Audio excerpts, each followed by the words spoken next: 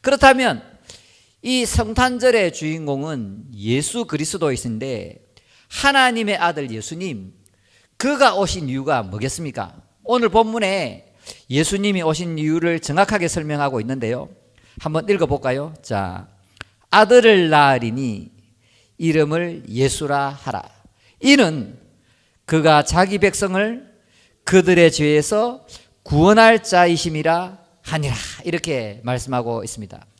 여기서 예수라는 것은 무슨 뜻이냐면 여호와 있잖아요. 여호와, 야훼가 있잖아요. 스스로 계신 분이다 혹은 주님이라는 뜻을 가지고 있습니다. 그래서 이 예수라는 뜻은 여호와는 구원하신다, 여호와는 구원자라는 뜻을 갖고 있습니다. 구약 성경을 보면 여호수아, 이사야, 호세야 다 여호와가 구원한다는 그런 뜻을 갖고 있습니다. 그래서 구약 성경의 여호수아를 헬라어로 예수아라 그러고 영어로는 지저스라 그러고 우리나라 성경에는 예수다 이렇게 번역되어 있는데, 우리가 예수님을 부를 때는 여호와는 구원하신다, 주님은 나의 구원자다, 이런 의미로 부른다는 것을 아시면 되겠습니다. 또 오늘 본문에 이 자기 백성을 설명하고 있는데, 오늘 기록된 이 마태복음이 바로 유대인들을 위한 복음서였거든요. 그러니까 이 자기 백성은 선민 사상을 가진 유대인들을 말하는 것이다 라고 해석하는 분들도 있고, 또 장로교에 속한 사람들은 하나님이 택한 백성들이다 이렇게 얘기하는 분들도 있는데, 좀 넓은 의미에서 보면 이 자기 백성이라는 것은 하나님이 택하신 백성뿐만 아니라 하나님의 모든 자녀를 말하는 것 같습니다. 저는 장로교 목사이기 때문에 당연히 하나님의 모든 자녀는 하나님이 택하셨다고 믿고 있습니다만, 혹시 또 그렇게 받아들이지 않는 분들도 온라인 예배를 드리시기 때문에 자기 백성이라는 것은 하나님의 모든 자녀다 이렇게 생각하시면 틀림이 없겠습니다. 그렇다면 지금 예수님이 자기 백성들을 죄에서 구원하러 왔는데, 이 죄란 무엇이냐? 죄란, 성경에서 특히 신약 성경에서 이 죄를 10가지로 설명하고 있습니다. 10가지 하나하나씩 간단하게 제가 설명드리겠습니다. 첫 번째, 하마르티아, 뭐냐면 표적을 맞추지 못하다. 여러분 그 양궁을 보면 이렇게 화살을 당겨서 핑 쏘잖아요. 그런데 표적 안에 못 들어가고 벗어난 것을 죄라고 설명하고 있습니다. 두 번째는 파라바시스, 올바름, 잘못됨, 죄와 의가 있는데 의에서 죄로 건너갔다는 뜻입니다. 하나님께서 너희들은 이 선악과의 경계를 넘어오지 마라, 기준과 경계를 넘었는데 만들어 놓으셨는데, 인간이 부패하고 타락하고 교만해져서 하나님의 말씀에 불순종하고 그 하나님이 만드신 선악과의 기준을 무너뜨렸다, 이런 뜻입니다. 세 번째는 파라프토바 하는데요, 미끄러져 넘어졌다. 우리가 살아가다 보면 정말 의식적으로든지 무의식적으로든지 실수하고 넘어지고 허물을 범할 수 있잖아요. 자, 네 번째는 아노미아, 법이 없다는 거지요. 여러분 아노미 상태 들어보셨잖아요. 이제 국가가 이제 공권력을 발휘하지 못하고 무법천지가 된 것을 말하는데, 그러니까 법이 없는 것처럼 하나님이 없는 것처럼 지 맘대로 살아가는 무법자, 불법자들을 이렇게 말하는 거지요. 자, 다섯 번째로 오파일레마, 이것은 빚이라는 뜻입니다. 마태복음에는 이 죄를 뭐라고요? 오파일레마, 빚이라고 사용하고 있습니다. 여섯 번째는 유언, 정당한 권위에 불복종하는 것. 그러니까 모든 권세는 이 하나님으로부터 나온다는 로마서 13장 1절의 말씀이 있는 것처럼, 여러분은 정당한 권위에 복종하지 않으면 죄를 짓고 있는 겁니다. 물론 불의하고 나쁘고 악한 권위에는 당연히 저항해야 되지만, 하나님의 자녀들은 정당한 권위에는 순종해야 된다. 가령 교회에서는 하나님이 세우신 직원들, 뭐 목회자나 교역자의 권위가 있겠지요. 교사의 권위가 있을 것이고, 회사에는 사장님의 권위나 직장 상사의 권위가 있을 것이고, 가정에는 당연히 아버지의 권위, 엄마의 권위가 있는 것을 자녀들에게 잘 가르치는 여러분이 되어야 마땅하겠습니다. 7번째는 파라노미아, 광기, 탈선, 이걸 말하고요. 8번째는 말, 거짓, 불신앙, 반역. 옛날에 출애굽 시대에 이 모세의 명령을 거역하고 하나님께 대항하고 막 금송아지 만들고 하는 이 모든 것들이 바로 이 말에 해당하는 거고요. 9번째는 폐차, 자신의 죄를 전가하는 것. 그러니까 보통 부부 싸움을 왜 합니까? 네 탓이다, 내 탓이다 이렇게 싸우고, 아담이 처음 죄를 짓고 나서 하나님이 왜 선악과 먹었냐 물어보니까 이 아담이 하나님이 주신 저 여자 때문에 하면서 하나님과 자신의 아내를 원망하잖아요. 그러한 악한 본성이 모든 남자 속에 거의 다 있습니다. 물론 없는 사람도 있겠지만 저도 살아보니까 그런 악한 본성이 지금도 남아있더라고요. 자, 그러니까 자기를 방어하고 자기를 보호하기 위해서 남에게 죄를 핑계대는 거. 가령 사장님이 이제 물어봤습니다. 왜 일이 이렇게 처리되어서 하니까 당연히 자기가 간부면 저의 불찰입니다. 바로 잡도록 하겠습니다. 이래야 되는데 누구가 이래 했는데요. 이렇게 하는 거. 그것은 정말 이 간부로서 덕이 안 된다는 거지요. 자, 자신의 죄를 전가하거나 핑계대는 것은 바로 폐차, 죄라는 겁니다. 자, 10번째, 아이키아, 정결하지 못하고 불의한 것, 더럽고 추하고 악한 세상 문화를 따라가는 것, 뭐 음란한 것, 이런 것을 죄라고 설명하고 있는데, 우리가 여기서 중요한 단어 2가지는 반드시 알아야 되는데, 마태복음에 나오는 오파일레마, 이것은 빚이라는 뜻인데, 유대인들은 죄를 빚으로 생각하기 때문에 그들은 하나님께 율법을 잘 지키고 선행을 많이 하면 그들의 죄를 용서 받는다고 그렇게 생각합니다.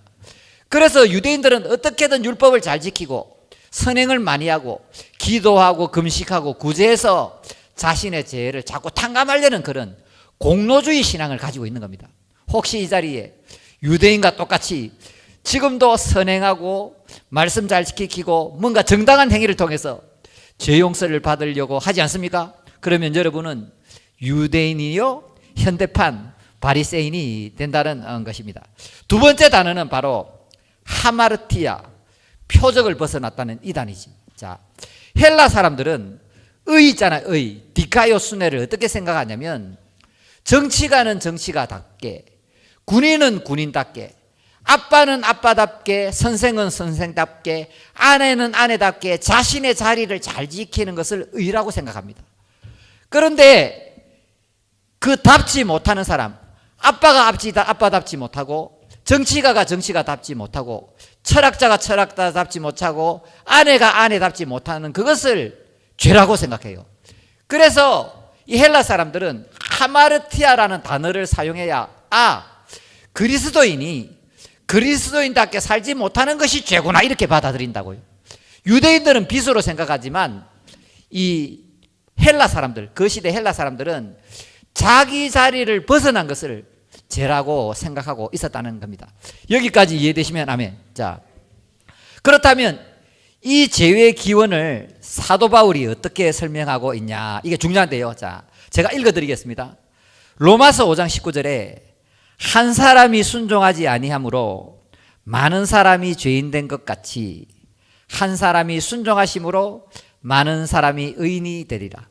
제가 이 부분을 자주 강조하지만 성경에서 중요한 구절이 너무나도 많지만 저는 한 구절을 뽑아라 하면 주로 이 구절을 잘 뽑는데요. 왜? 여기에는 창조, 타락, 구원, 완성이라는 그 하나님의 위대한 구원의 역사가 다 적혀 있다는 거지요. 한 사람, 아담이 선악과를 범한 것은 하나님께 불순종한 것인데 그 사람의 죄로 인해서 이 땅에 사망이 왔다 이렇게 설명하고, 반대로 또 다른 한 사람, 제2의 아담 예수께서 십자가를 통해 순종하셨으므로 예수님의 의가 많은 사람에게 전가된다. 그래서 그 의를 통해서 새로운 생명, 영원한 생명을 얻게 된다. 이거보다 좋은 복음이 어디 있겠습니까? 여러분, 로마서 5장 19절을 꼭 외우시기 바랍니다. 농담 삼아 말씀드리면 로마서 5장 19절을 못 외우는 사람은 점심 식사하기 힘들 것이요. 자, 너무나도 중요한 말씀입니다. 자, 그리고 사도 바울은 또 죄를 이렇게 설명하고 있습니다. 로마서 3장 23절에 모든 사람이 죄를 범하였음에 하나님의 영광에 이르지 못하더니, 그러니까 지금 죄를 하나님의 영광에 이르지 못하는 거로 설명하고 있습니다. 무슨 얘기냐면 여기서 영광이라는 이 원래 히브리어는 카보드고요, 헬라어는 독사 이렇게 사용하는데 무슨 뜻이냐면 옛날 사람들은 이 금속을 굉장히 소중하게 다루었거든요. 이 금속은 왜 소중하냐면 무게가 있고 귀하기 때문에 이 금속을 다른 말로 중심, 우리나라 말로 비중이라고 생각해요. 비중. 그러니까 하나님의 영광할 때 어떤 뜻이 있냐면 하나님 중심이라는 뜻입니다. 그러니까 하나님 중심으로 살아가지 못하는 것이 죄다. 바꾸어 말하면 이 땅에 태어난 죄인들은 하나님의 영광에 이르지 못하기 때문에 하나님 중심이 아니라 자기 중심으로 살아간다는 거지. 자기 생각, 자기 고집, 자기 감정대로 살아갑니다. 자기가 바라는 대로, 자기가 원하는 대로 살아갑니다. 자기의 유익과 자기의 만족을 위해서 살아가고, 심지어는 내 주위의 사람이나 자연까지도 자기가 원하는 대로 만들고 싶고 자기의 유익을 위해서 이용하고 싶고, 심지어는 하나님도 수단처럼 이용해서 도깨비 방망이나 금송아지나 아라비안 나이트에 나오는 지니처럼 만들려 하는 그런 악하고 제약된 본성이 우리에게 있다는 겁니다. 그러므로 지금 사도 바울이 말하고 있는 죄는 뭐냐면 하나님의 영광에 이르지 못하는 것, 하나님 중심이 아니라 철저하게 자기 중심, 자기 왕국, 자기 나라, 자기의 유익과 만족을 위해서 살아가는 이것이 바로 죄라고 지금 설명하고 있는 것입니다. 이러한 차원에서 볼 때 그 누구도 이 죄에서 벗어날 수 없다는 것을 우리는 알 수 있습니다. 그 다음에 신학적인 관점에서 죄란 무엇이냐면 신학적인 관점에서는 크게 죄를 두 가지로 나눕니다. 두 가지. 원죄와 자범죄. 원죄라는 것은 뭐냐면 바로 아담으로부터 물려받은 죄입니다. 우리의 뼈 속에, 살 속에, 피 속에, 우리의 생각 속에, 마음 속에 원죄, 아담이 가지고 있던 그 부패하고 타락한 죄성이 계속해서 유전된다는 거지. 그래서 우리가 죄를 지어서 죄인이 아니라 우리는 죄인으로 태어났기 때문에 죄를 짓는다, 이렇게 주장을 하거든요. 자, 그래서 지구상에 태어난 모든 인간은 하나님의 영광에 이르지 못하기 때문에 아담으로부터 죄성을 물려받았는데 그 죄성을 바로 원죄다 그러고요. 자, 그 다음에는 자범죄가 있습니다. 뭐냐면 원죄를 가진 인간이 자연스럽게 죄를 짓는 겁니다.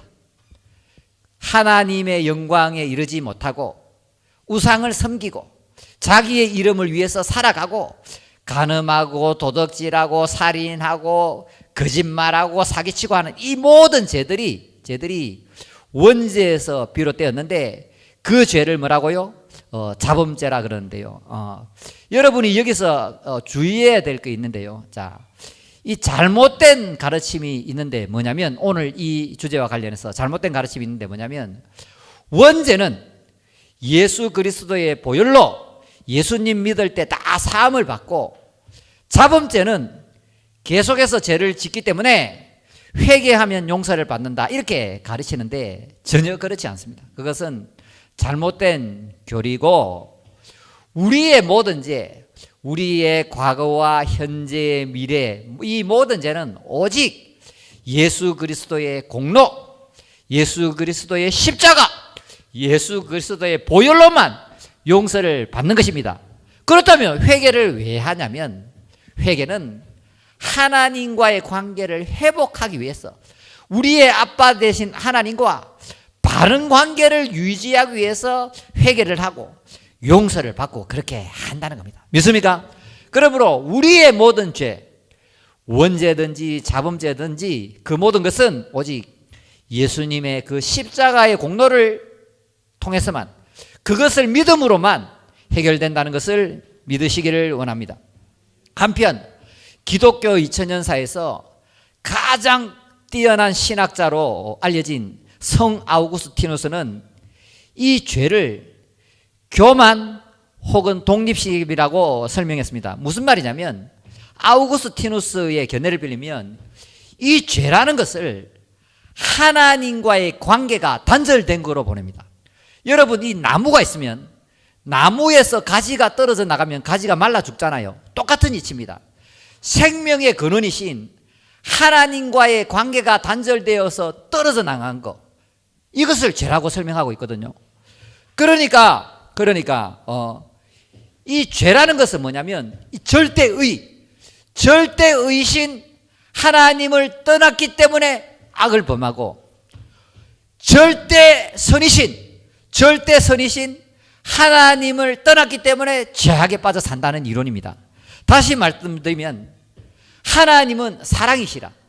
하나님은 절대 사랑이신데, 하나님의 절대 사랑이신 하나님으로부터 사랑을 공급받지 못하고 사랑으로 충만해져 있지 못하니까 이 죄인들은 미워하고 시기하고 다투고 질투하고 갈등하고 지 맘대로 안 되면 성질내고 때로는 전쟁하고 이렇게 한다는 거지요.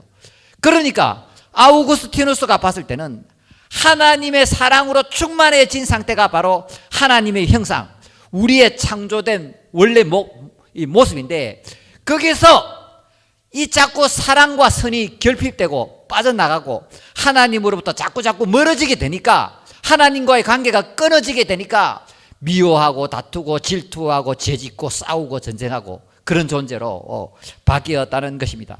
그리고 이 독립심이라는 말은 뭐냐면, 제가 독립심이라는 말은 뭐냐면, 원래 인간은 하나님을 철저하게 의지하고 살았습니다. 당연히 하나님이 나의 창조주요, 하나님께서 베푸시는 은혜, 영적인 거든 정신적인 거든 물질적인 거든 육체적인 거든 이 공급해 주는 것을 당연하게 생각했습니다. 우리가 지금 숨 쉬는 거 있잖아요. 호흡하는 것이 당연하게 생각되는 것처럼 옛날에 원래 그 에덴 동산으로 돌아가게 되면 하나님이 주시는 모든 은혜와 사랑, 오직 하나님을 바라보는 것이 자연스럽게 이루어졌다는 거지.